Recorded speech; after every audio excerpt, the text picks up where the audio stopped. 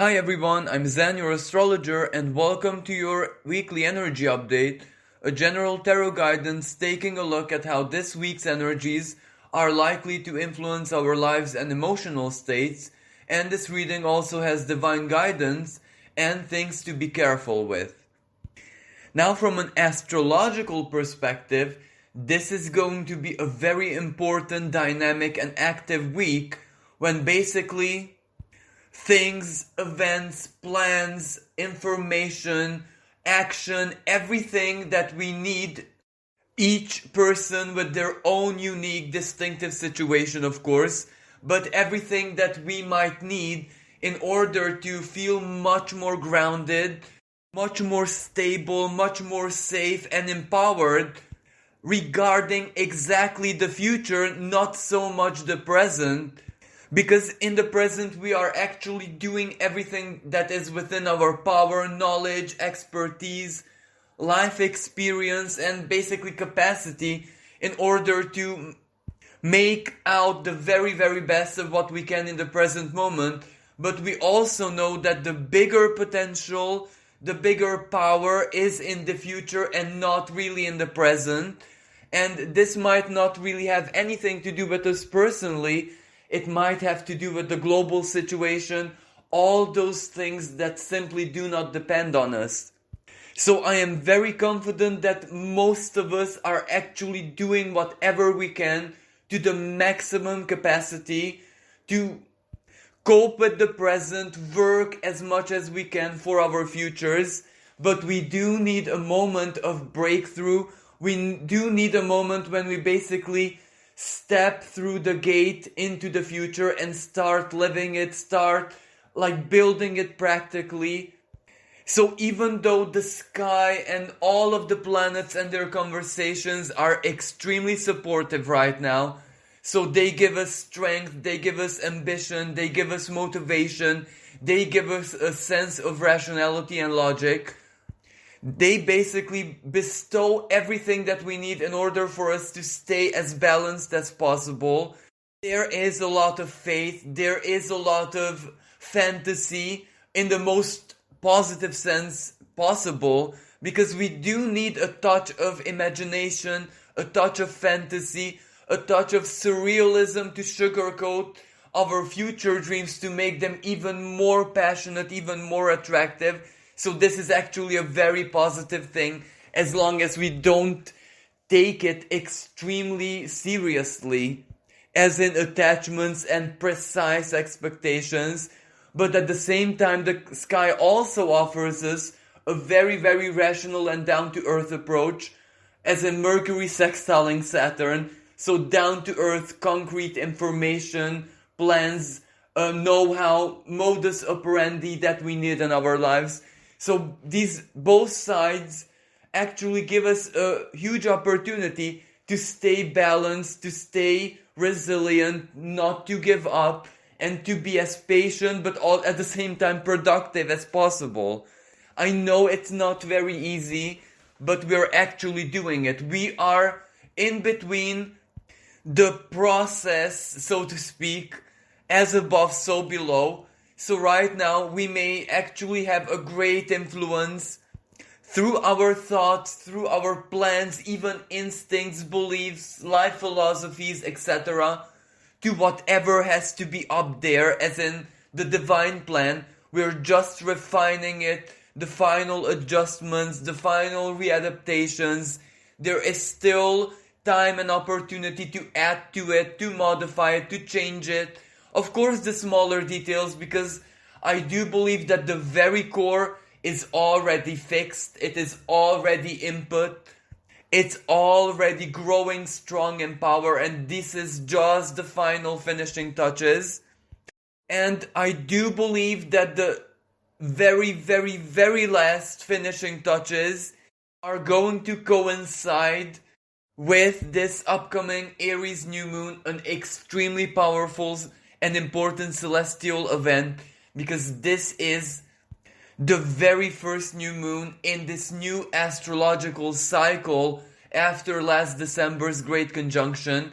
So this is where our very own divine blueprint the sign of Aries, the primordiality, takes in our seeds of intention, and what follows very shortly after this new moon is all of the Aries planets are going to conjunct Eris, goddess of discord, the awakener, the rebel, she who basically cannot be stopped by anything, by anyone. And that will be a moment of our own personal, individual revolution as well, in the sense that we will definitely fight for what we believe in, regardless what that fight means, spiritually, psychologically, intellectually, and of course for the rest of the world, quite physically as well. But what actually matters is that Eris is the kind of power which cannot be basically stopped by anything. She goes against a system, a collective, even the whole universe if needs to be, even if she's totally disadvantaged. But because she holds the power of chaos within her, she can always find a small crack. She can always find a mean to infiltrate her desire for justice, for equality, for her absolute freedom, and she always gets what she wants. And this time, all of us personally are going to be embodying Eris. We are going to be Eris, and whatever we are after, well, it is our spiritual, it is our soul level and also instinctual freedom for us to have the future and to live how we desire. And perhaps what's even more important is that perhaps out of all these Aries planets, it's actually an asteroid, Ceres, whose conjunction with Eris squaring Pluto in Capricorn, centralized power and the grip they hold on us, their influence, and basically that their laws are kind of sovereign here down on earth. Yet still, because Ceres, the source of our nourishment, everything that we need, not just as souls, but also incarnated souls who have a material vessel, well, this is where Ceres and Eris conjunction fights for our survivability and our nourishment. And nourishment means different things for different people. Some of them fight for their freedom, because that is what keeps their persona, their human selves in existence. Others might need material resources. Others might need a much better community, a much more harmonious environment. So this is where whatever nourishing means for us personally in this moment in time, so that is what we are actually obtaining and getting. So by the end of April, most of us, I do hope with all my heart, are going to be actually starting to live whatever seeds of intention we have planted at the time of this new moon and the time of the Eris conjunctions. And this is likely because normally any new moon can manifest, or its influence can become that much more obvious somewhere between the next 6 months after it takes place. But this particular new moon is on one hand in Aries. It is holding a conversation with Mars. It holds a conversation with the North Node in Gemini as well. It holds a tensioned conversation with Pluto. So all of this means action, quickness, haste, sometimes immediate, instant manifestation. Exactly because the needs are very, very strong. We just need this. And also, Mars also activates eclipse points in Gemini. So basically, that also foreshadows our future. The very first signs of what we are about to live around, let's say, June, July, and up until the very end of the year is gonna be revealed by these celestial conversations.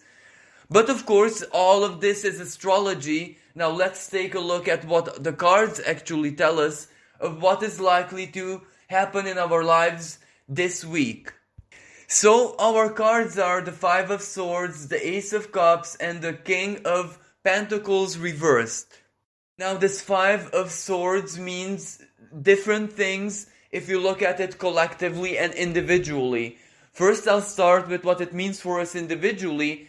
Well, usually the Five of Swords is not a very positive card because it can represent verbal conflict, verbal battles, harsh words, even lies, deception, manipulation. Very many times also self-sabotage when it is the conversation we hold with ourselves, our self-defeating thoughts, which actually cause a very potent downward spiral in our lives. But the other cards which follow this Five of Swords don't represent any self-sabotage, neither do they represent deception from another person, but it is more likely highlighting its confrontational symbolism, where that Five of Swords, sometimes it is very, very similar to the Five of Wands, where we embrace a challenge, where we embrace a competition, and with this Five of Swords, that is in the shape and form of communication, where we actually speak our truth, where we speak our honest opinion, what we truly feel and think. So it's not just our thoughts, not just our sense of logic, but also thought woven with feeling. So it is very, very personal, and if we express this, you can imagine that sometimes it's not going to be a delightful news to other people, because perhaps what we are about to communicate or reveal to them or basically project onto all of our friends, acquaintances, and social circle is that we kind of got to this state of being where we trust ourselves, where we finally decided to follow our own path, work for our own interests and goals, and not as much surrender what we will in order for other people to be comfortable. We might not offer other people the services they were used to. We might openly express that we do not share their opinions, that we do not share their goals, maybe their life philosophies, their worldviews, and we actually choose to go on our path and basically trust our own perceptions. So this will be a big game changer socially with our circle of friends and people who might surround us. Now, of course, it's not as simple as this. For other people, it can be even much more personal than this, because for some people, it can be a very powerful moment of confrontation when you tell something very important, as in your own personal truth, a decision, a choice, something that you feel, or maybe how you felt about something from the past, or how you feel about the relationship, about your connection in the present moment. So this is a very strong moment of honesty when that person who you're going to be sharing this with doesn't expect it, doesn't even suspect it, and it just comes as a shock, as a surprise. Because this Five of Swords also involves that you are going to be extremely brave, you're going to be extremely honest, you are going to have the kind of attitude as if you have absolutely nothing more to lose, you're just gonna be honest, and either other people or this specific person who is very close to you, or who you have a very strong connection with. For example, it can be a life partner, a parent, a very old best friend, a soulmate, etc. You're just gonna be honest about your feelings, your thoughts, or about the relationship, what suits you and what doesn't, how you truly feel about everything. And this is where the other person, regardless if it's people in general or a specific person, they won't have anything else to do to basically just accept your truth and just try their very best to process it. Now, either this situation is gonna be a little bit uncomfortable for you personally, either because you might find it very hard to pronounce or to verbalize certain not so pleasant feelings, especially if this person or other people or your circle of friends let you down, or that they weren't very correct or fair with you, or something upset you emotionally. But it can also be the case where they cannot really accept your truth, but they also know that they have no other choice. So this is where you're walking away from any reaction, any criticism. This is where you just embody the sovereignty of your being.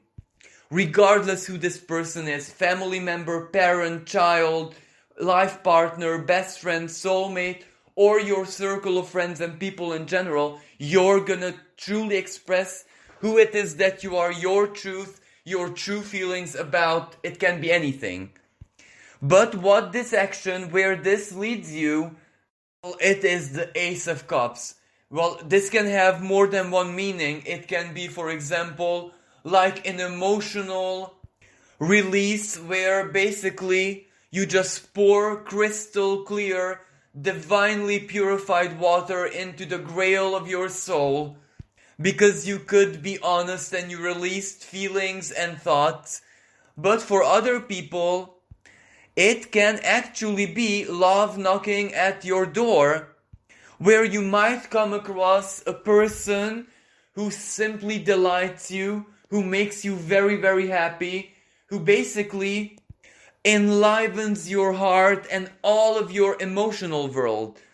Even if this is not necessarily romantic energy, it can be just a really, really nice person who the divine might send into your life to give you a feedback, a very, very positive, uplifting feedback of how well you're doing, of how proud the universe is of the person who you became.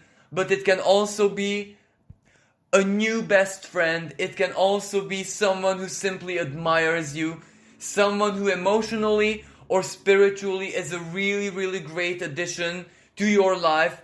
But of course, it can also be someone from the past or even someone from the present who showers you with emotional nurture, who showers you with happiness, with joy. Maybe they express how much they love you, that they support you, that any decision you would make, any choice you would make is absolutely fine, because they genuinely wish your greatest good and your ultimate happiness. So either way, regardless of how this Ace of Cups plays out, it is still a really, really good, emotionally fertile, emotionally blissful energy where you get love from somewhere. And the last card is this King of Coins reversed.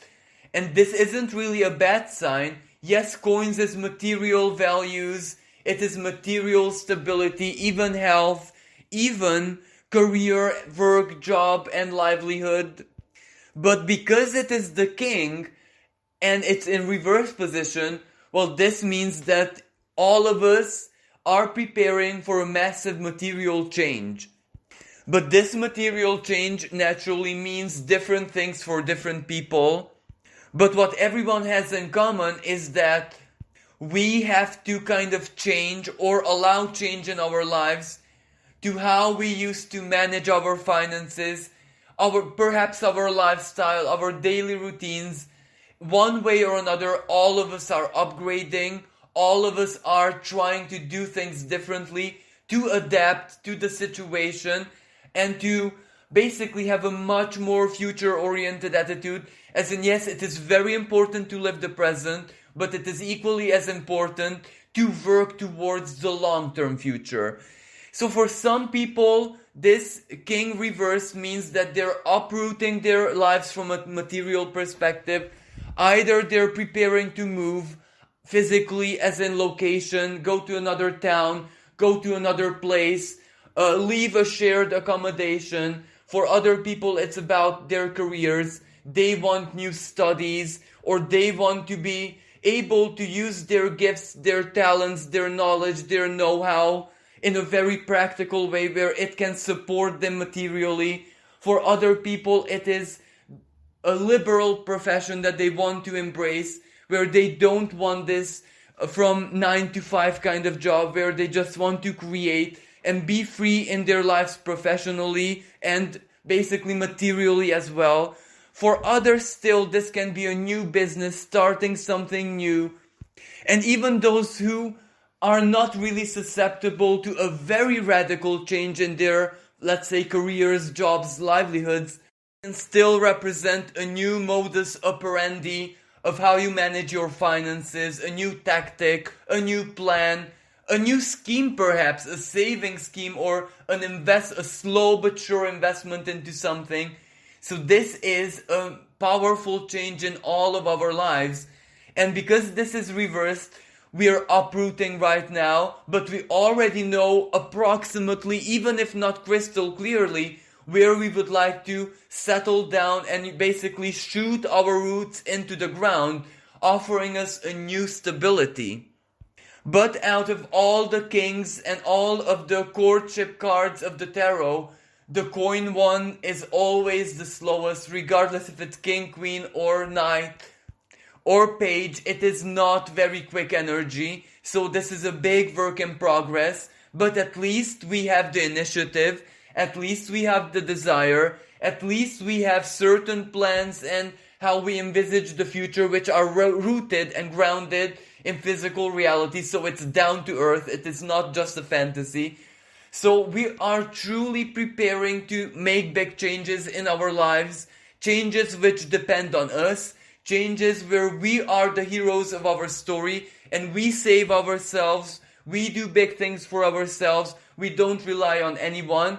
And chances are that this Five of Swords and this Ace of Cups is preparing us for this, because this Five of Swords can be seen as the last word, us finally speaking our truth, who it is that we are, what we desire, what we accept, what we do not accept, and how we genuinely feel. And this Ace of Cups is a divine gift where love, emotional empowerment, and this psychological fortitude just enters our lives one way or another, through a person, through an event, through a best friend, through a partner.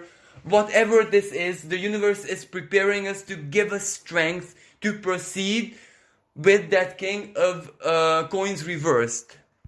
Now, collectively speaking, this Five of Swords is very clear. It is verbal battles, battles of opinions, what is true, what is not true, what is lie, what is deception, what is like a faulty, very unprofessional statistic, research, data.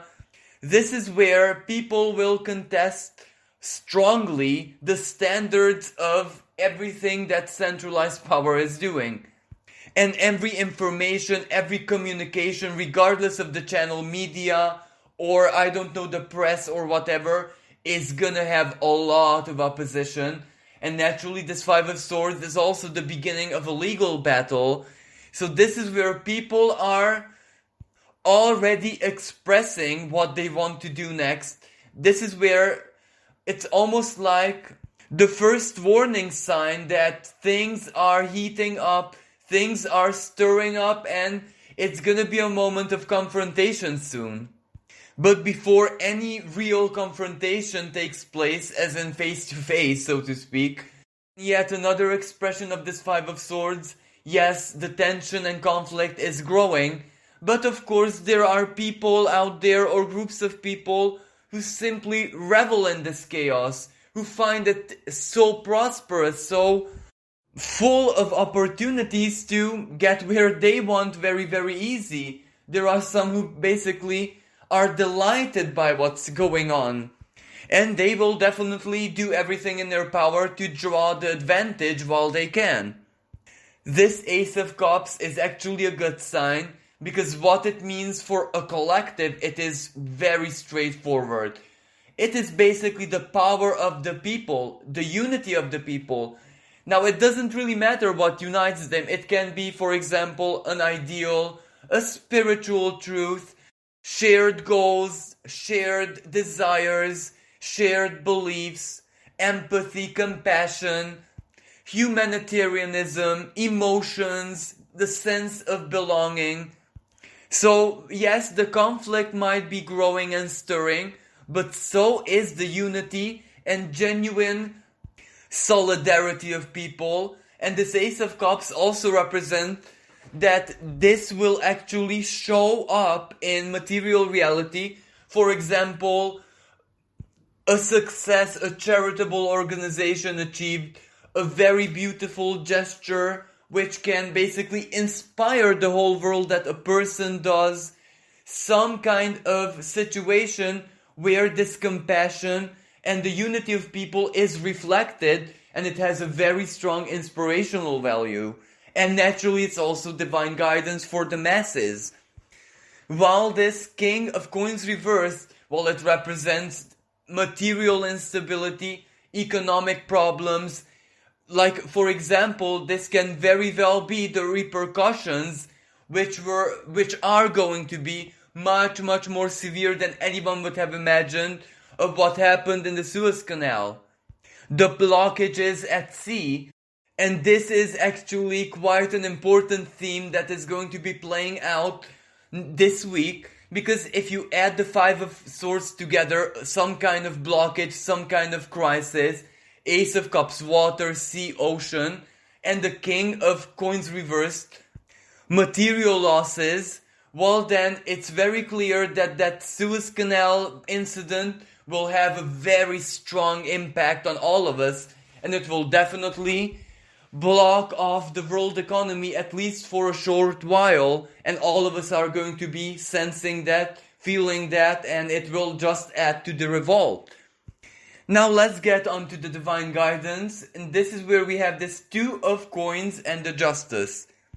Now this is a really powerful and beautiful guidance, because it tells us that regardless of what we may think, how we may be processing things in our lives and collectively in the present moment, even if there are a lot of ups and downs, very hopeful moments followed by lows, disempowerment, or when we kind of have a mini burnout, the universe is telling us that there is genuinely no need to feel concerned, no need to worry, no need to stress, because Two of Coins, Jupiter in Capricorn, balance is truly coming. It is already a work in progress which has begun. We're already part of it. It's already ongoing in our lives, regardless if we know this consciously or are basically just going with the flow, but it's the same thing.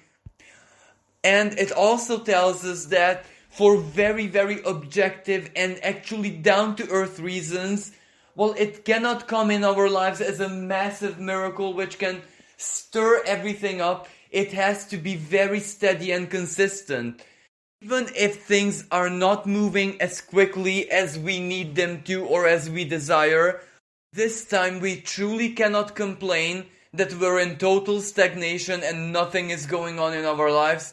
For example, episodes from 2019 and 2020, when we had that very strong Saturn in Capricorn, which blocked off everything for some people. Things are truly happening, things are reconfiguring, the balance is being created, and when we get to the end of this process, which won't take that much time, because this Two of Pentacles means that, yes, it is a slower work in progress, but it's not an unreasonable time, an unreasonable waiting and working time, so to speak, because we are working very hard on all levels, materially, spiritually, emotionally, rationally, mentally, everything that we can, we're actually doing it. But because our plans will need some readjustments, rearrangements, because of the collective instability, not necessarily what we have in our lives, that is why this path of slower but steady and consistent is the right path for most of us. And even though there can be ups and downs along the way, what this Justice card tells us, that even if human justice might fail us, these are so very powerful times that we are living that divine justice will 1,000,000% not fail us. We will get our justice, our own personal, individual, unique justice. We will definitely get to where we need to be. And another thing that both of these cards have in common, like two of coins, and 11 justice, 11 is still 2. It means partnership. Some of us still need that very special person, that ally, that collaborator, that life partner, lover, whatever this partnership is. We still need to find that person who is meant to work with us, regardless of what nature that work is, emotional, romantic, business, down-to-earth matters, or any kind of alliance. Yes, some people are already connected, so some people are already living the completion of this union, but they kind of have to wait for other people still to find their matches, for these unions, these meetings, these connections to take place. And the reason why it's very simple, well, the very first reason is where there are more, the power grows. 2 heads are always better than 1. 2 minds, 2 hearts, 2 willpowers are way stronger and more secure than 1. And the other reason is that this is a very powerful and massive change of times. So we are going to be living this for the next, let's say, 3, 4, 5 years up until 2026, according to my personal calculations, but it can be even longer. And even if some people are the hermit archetypes, even if some people have very individualistic, solo kind of destiny, so to speak, yet still no one wants to be alone on a soul level. Even hermits might enjoy some company, a companion. In other words, well, no one should really be alone in this, regardless of how unique and special your life path and your destiny is. There is always room for some support and sympathy basically in your life, and also vice versa. Even a hermit has a lot of emotional power, a lot of feelings, a lot of creative energies. So basically this instinct to nurture another being is in everyone's soul, is in everyone's being, in everyone's inner world. It is a very rudimentary impulse. And of course, a companion doesn't necessarily have to be a human being. It can be an animal, it can be a pet, someone who you can project your care, your nurture, and your love onto, and you receive it back, of course. And that is already a really, really strong, emotionally stable, nurturing, and empowering energy. And even those who might be totally alone, who might truly embody the total hermitdom, well, that doesn't mean that a connection cannot exist in the ether for them, even if not here down on earth, and that connection has to be stronger to give them more confidence, more safety, more emotional food, so to speak. So the guidance is for us to stay on our path, to trust divine justice, and to be open to partnerships and connections. And if you already have this in your life, well, then you have to keep it safe and basically nourish it. And finally, in what the universe advises against, in this position we have the Tower and the 8 of Wands. Now these cards are actually telling us that maybe this week we are going to be in a situation where we just cannot be careful with anything. What has to come has to come. And rather than to be careful with anything, it advises us how to react, how to basically respond either emotionally or whatever to the events that are about to take place on the world stage. Because this 8 of Wands represents the big picture. It represents that it's happening out there in the world, the international community, maybe a foreign country, maybe a foreign culture, somewhere out in the world, but which kind of impacts everyone more or less. And also that these sudden, unexpected, very, very quick, instantaneous changes might not necessarily be like a physical event. It can also be the change of laws, change of legislation, something which might have to do with rights and legal stuff, and also travel, especially international travel. And the Tower card represents that it is a moment of change. It is basically a fated moment. Both of these cards are the quickest one in the tarot, so whatever comes strikes as a lightning bolt and it leaves an impact. So the universe kind of advises us not to get sucked into the state of shock, because no one says this has to be something very negative or like a disaster, even though that is always a possibility. But regardless of what this sudden, unexpected event or change is, we shouldn't really judge it or try to dig into the deeper meaning of it, but rather we should be more patient and diligent and wait until we can see a much clearer picture of where this is leading us and why it happened.